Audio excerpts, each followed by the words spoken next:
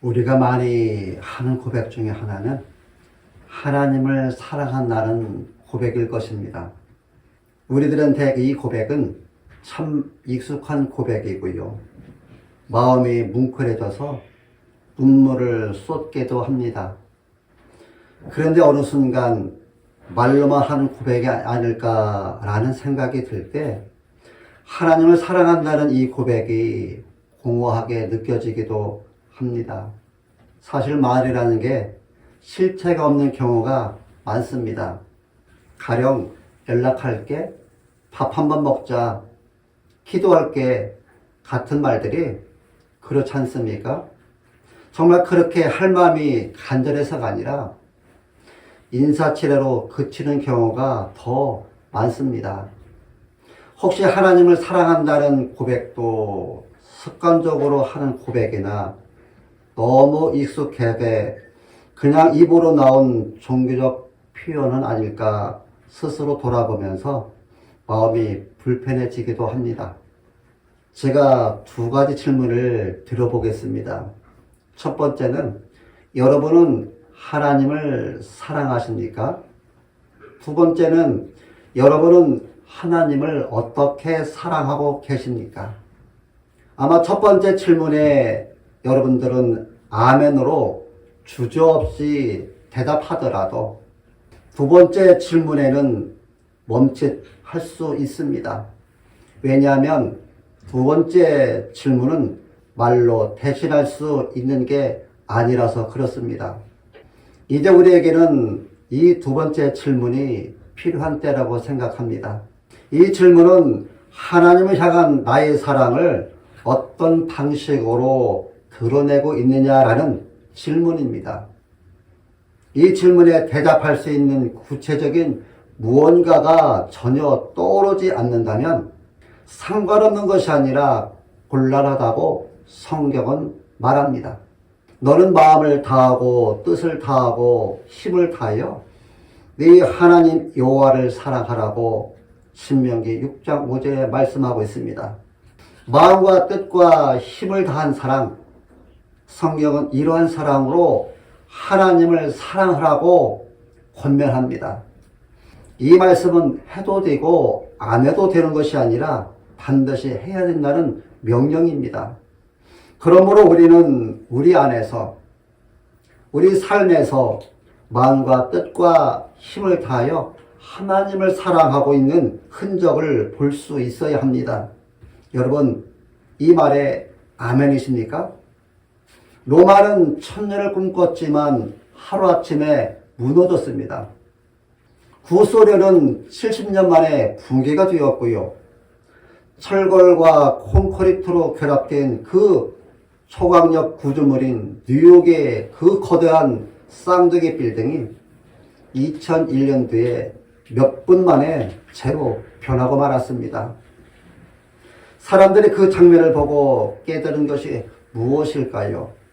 우리는 영원한 나라를 세울 수 없다라는 것이었을 것입니다.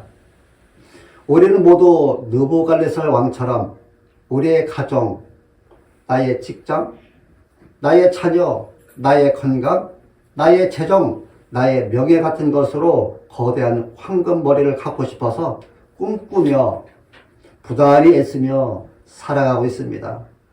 하지만 성경은 이렇게 말합니다. 너의 왕국은 무너진다. 너의 황금은 녹는다. 너의 이름은 잊혀진다라고 말합니다. 그러나 그 절망과 허무 속에서 오늘 본문은 이렇게 소리칩니다. 영원히 서는 나라가 있다. 그런데 그 나라는 하나님께서 세우신 나라이다라고 말합니다. 사랑하는 여러분, 오늘 여러분들은 어떤 왕국을 위해 살고 있습니까? 무너질 나라입니까? 아니면 영원히 서는 나라입니까? 오늘 설교의 목적은 흔들리는 나라가 아니라 영원히 서는 나라에 여러분의 인생을 걸도록 돕는 것입니다. 사랑하는 성도 여러분, 오늘날 우리 시대를 가장 잘 나타내는 말이 무엇일까요? 저는 그것이 바로 자기 왕국 건설이라고 생각합니다. 우리 모두 건축가처럼 살아갑니다. 더 좋은 집, 더 높은 지위, 더 많은 영향력, 흔들리지 않는 명성을 쌓기 위해 밤낮으로 애씁니다. 우리는 내 손으로 견고하게 쌓아 올린 이 나만의 왕국 속에서 안전과 만족을 얻으려 합니다. 여러분이 지금 쌓고 계신 그 왕국의 이름은 무엇입니까? 자녀의 성공입니까? 아니면 노후의 나의 안락한 삶입니까? 하지만 성경은 우리 힘으로 쌓아 올린 모든 왕국은 그 기초부터 무너질 운명이라는 것을 분명히 경고합니다. 예수님께서는 반석이 아닌 모래 위에 지은 집의 비극을 말씀하셨습니다. 우리의 건강, 우리의 재능, 우리가 의지하는 세상의 시스템은 모두 모래와 같습니다. 질병의 폭풍우가, 경제 위기의 폭풍우가, 관계의 폭풍우가 들이닥치면 우리가 그토록 자랑하던 자기 왕국은 속절없이 무너지고 맙니다. 창세기 11장의 바벨탑을 보십시오. 그들은 하늘에 닿게 하여 우리의 이름을 내고라고 말했습니다. 자기 왕국의 가장 큰 건설의 동기는 우리의 이름을 내는 것, 곧 교만을 말하고 있습니다. 하나님을 배제한 채 인간의 능력과 영광만을 높이려는 시도였습니다. 그러나 하나님께서는 그들의 언어를 혼잡하게 하심으로 그들이 쌓으려 했던 모든 것들을 한순간에 흩으셨습니다. 하나님 없는 자기 왕국은 영원히 완성될 수 없는 무모하고 허망한 프로젝트일 뿐입니다. 역사상 가장 위대한 왕국을 건설했던 사람 솔로몬의 고백을 들어보십시오. 그는 권력과 지혜와 부귀와 쾌락과 모든 것을 다 누렸지만 그의 결론은 무엇입니까? 헛되고 헛되며 헛되고 헛되니 모든 것이 헛되도다라고 그가 고백하지 않았습니까? 자기 왕국이 완성될수록 만족함이 커지는 것이 아니라 오히려 영혼의 공허함만 깊어집니다. 왜냐하면 인간은 영원한 것을 담기 위해 창조되었는데 유한한 자기 왕국으로는 그 갈증을 채울 수 없기 때문입니다. 그렇다면 우리는 이 무모한 건축을 멈추고 무엇을 해야 합니까? 예수님께서는 우리에게 너희는 먼저 그의 나라와 그의 의를 구하라고 가장 명확하고 단순한 명령을 주셨습니다. 우리가 쌓아야 할 것은 나의 왕국이 아니라 하나님의 왕국입니다. 이 땅에서의 나의 이익과 나의 영광을 위해 사는 삶에서 하나님의 뜻과 영광을 위해 헌신하는 삶으로 우리의 건축 방향을 전환해야 합니다. 여러분, 하나님의 왕국은 무너지지 않습니다. 왜냐하면 그 왕국의 건축 자재는 믿음, 사랑, 희생, 순종이고요. 그 기초는 바로 예수 그리스도이시기 때문입니다. 예수님께서는 우리에게 땅의 보물을 쌓지 말고 하늘의 보물을 쌓으라고 하셨습니다. 우리가 하나님의 나라를 위해 투자하는 모든 희생과 봉사는 도덕도, 촌도, 녹도 해칠 수 없는 영원한 유업이 됩니다. 우리가 그동안 자기 왕국 건설에 쏟아부었던 그 노력과 열정을 이제는 하나님의 뜻을 이룬 일에 사용해야 합니다. 사랑하는 성도 여러분들이여, 오늘 이 시간 여러분의 마음의 왕좌에서 스스로 내려오십시오.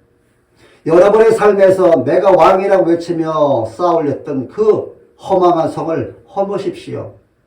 그리고 여러분의 삶의 진정한 왕이신 예수 그리스도께 그 자리를 내어 드리십시오.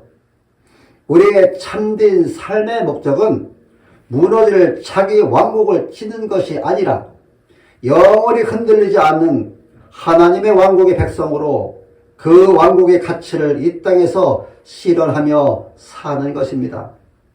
지금 여러분의 마음을 하나님께 돌려 영원한 건축 사업에 동참하시겠습니까? 하나님은 오늘 본문에서 너희가 붙잡고 있는 모든 것은 영원하지 않다고 말씀하십니다. 너희가 의지하는 것은 흔들릴 것이다. 그러나 내가 주는 나라는 흔들리지 않는다. 모든 것이 무너져가는 시대일수록 하나님의 나라만 더 선명하게 드러난다. 이렇게 말씀하십니다. 본문이 선포하는 흔들리지 않는 나라는 분명히 복된 약속이지만 현실에서 성도들은 그 나라보다 지금 눈에 보이는 나라를 더 의지합니다. 이것이 우리의 근본적 결함입니다. 여러분, 왜 그럴까요? 그것은 하나님의 나라는 눈에 보이지 않으나 세상의 성취와 돈과 보장과 성공은 손에 잡히기 때문입니다. 그래서 우리는 영원보다 현재를, 영적 자산보다 물질적 자산을 우선순위를 두고 삽니다. 이것이 하나님 나라를 바라보지 못하게 막는 가장 큰 장애입니다. 우리는 흔들릴 것 위에 삶의 토대를 세워놓고 그 위에서 흔들리지 않는 삶을 기대하는 우매함 속에 우리는 살고 있습니다. 그래서 재정이 흔들리면 내가 흔들리고요. 관계가 흔들리면 내 존재가 무너지고요. 직장이 흔들리면 내 가치가 흔들리고요. 시대가 흔들리면 내 소망도 흔들립니다. 결국 우리는 세상의 가치에 기울어지고 하나님 나라에 둔감해집니다. 우리는 영혼을 믿지만 우리의 내면 깊은 곳에서는 하나님 나라가 좋다는 건 아는데 지금의 안정을 놓치고 싶지 않아 합니다. 영원한 약속을 믿고 싶지만 당장의 문제가 너무 크다고 느끼기 때문에 현재에 집착하는 모순 속에서 우리가 살아가고 있습니다. 이것이 우리의 믿음을 끊임없이 흔들어 놓습니다. 사랑하는 여러분들이여, 우리가 영혼을 붙잡기를 원하지만 눈앞에 세상이 더 현실적이라고 느끼는 우리의 적은 믿음이 결국 영원히 서는 나라를 가려는 우리를 막습니다. 다니엘은 사람의 손으로 아니하고 산에서 뛴 돌이 영원한 나라를 세우실 것이라고 말합니다. 그 돌이 누구입니까? 그 나라는 누구에게서 시작이 됩니까? 신약은 그 돌은 곧 예수 그리스도이시라고 분명히 선포합니다. 예수님은 사람의 계획이나 인간의 힘이나 세상의 전략으로 오신 분이 아니고요. 그분의 오심은 전적으로 하나님의 초월적인 계보로 오신 분이십니다. 인간의 왕국을 보완하러 오신 분이 아니라 인간의 왕국을 대신하여 새 나라를 여시기 위해서 오신 분, 그분은 사람의 손으로 아니한 그런 방식으로 오신 분이십니다.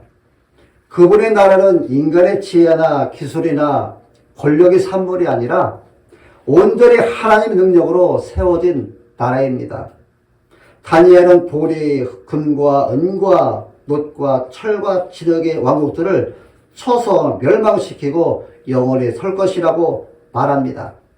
이런 세상의 권세를 붙들고 살던 인간의 죄를, 인간의 왕국 위에 세운 교만을, 안정과 부유를 우상화한 우리의 심장을 십자가 한 번에 부숴버린다는 말입니다.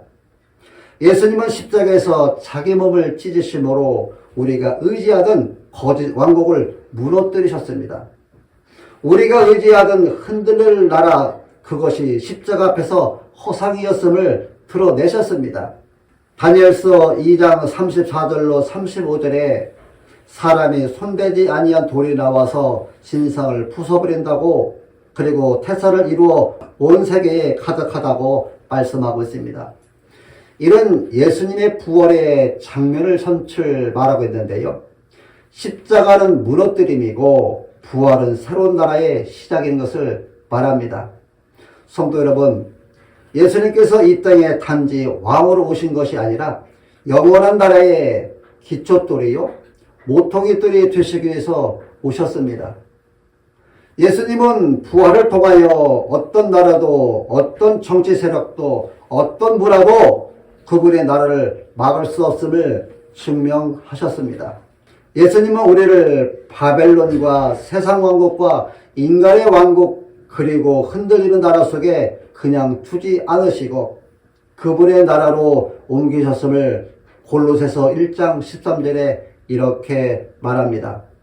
그가 우리를 흑암의 권세에서 건져내사 그의 사랑의 아들의 나라로 옮기셨으니 그 아들 안에서 우리가 속량 곧 죄사함을 얻었느니라 말씀하고 있습니다. 그로 인하여 우리는 더 이상 세상의 불안에 소속되지 않고 우리는 더 이상 경제지표에 생명을 걸지 않고 우리는 더 이상 인간의 성취를 정체성으로 삼지 않게 하심으로 예수님은 우리를 흔들릴 나라에서 흔들 수 없는 나라로 옮기셨습니다. 그런데 여러분, 왜 우리는 여전히 흔들릴 나라에 집착하며 살고 있는 것일까요? 왜 우리는 하나님 나라의 영광이 보이지 않는 것일까요? 그 이유는 죄 때문입니다. 죄는 우리에게 세상을 사랑하게 만들고 하나님을 잊어버리게 만들고 영혼을 보지 못하도록 눈을 가립니다. 그러나 십자가는 이 죄를 정면으로 공격합니다. 십자가는 세상의 매력을 죽입니다. 십자가는 나의 자랑을 죽입니다. 십자가는 나의 두려움을 죽입니다. 십자가는 나의 우상을 죽입니다. 그리고 부활은 우리의 눈을 열어 영원히 흔들리지 않는 하나님의 나라의 영광을 보게 합니다. 십자가의 사랑이 우리 안에서 세상 왕국에 대한 집착을 끊어내고 하나님 나라를 갈망하게 만듭니다. 예수님은 십자가로 우리가 붙잡고 있던 무너질 왕국을 깨뜨리시고 부활로 영원히 흔들리지 않을 영원한 나라의 영광을 보게 하십니다. 다니엘 2장은 단순히 미래에 대한 예언이 아니고 성도들에게 오늘 어떻게 살아야 하는지를 요구하는 말씀입니다. 예수님께서 이미 그 영원한 나라를 시작하셨으니 우리는 이제 어떻게 살아야 할까요? 우리는 눈에 보이는 성공이 아니라 예수 안에서 영원한 나라의 가치의 인생을 걸어야 합니다. 무너진 나라에서 경제가 흔들리고 직장이 불안하고 인생의 계획이 무너질 때 두려워하지 말고 영원한 나라를 바라보아야 합니다. 기도로 나라를 세우고 헌신과 섬김으로 하나님 나라를 드러내며 복음 전도로 영원한 하나님 나라를 확장하는 삶을 살아야 합니다.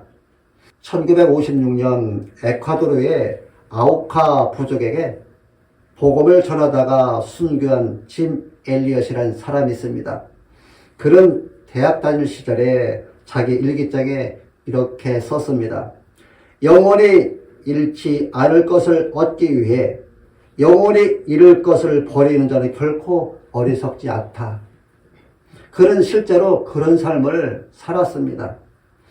그는 세상 사람들이 다 잡으려 하는 그 젊음과 그 재능과 그 학업과 그 편안한 미래를 기꺼이 내려놓고 복음을 들고 정글로 들어갔습니다. 그는 28세의 젊은 나이에 창으로 찔려 죽고 말았습니다. 세상 사람들의 눈으로 보기에는 어리석어 보이는 그의 죽음입니다.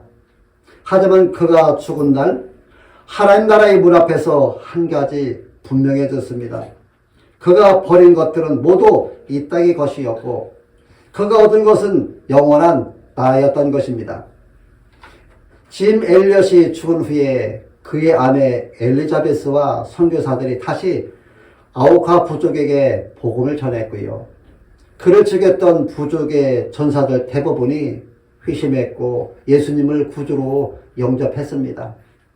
짐 엘리엇의 짧은 생애는 수백 년이 지나도 무너지지 않는 영원한 나라의 열매가 되었습니다.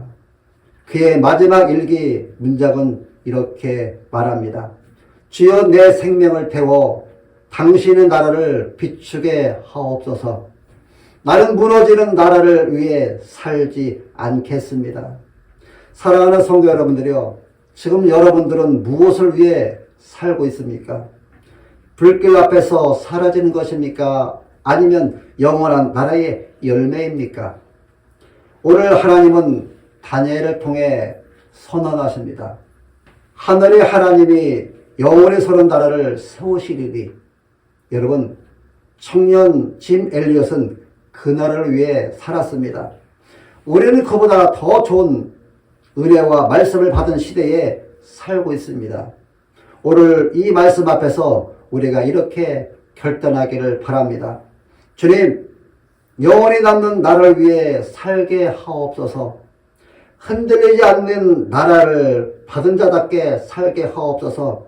이 결단이 흔들리지 않고 지금부터 세상 끝날까지 지속되기를 예수님의 이름으로 축원합니다.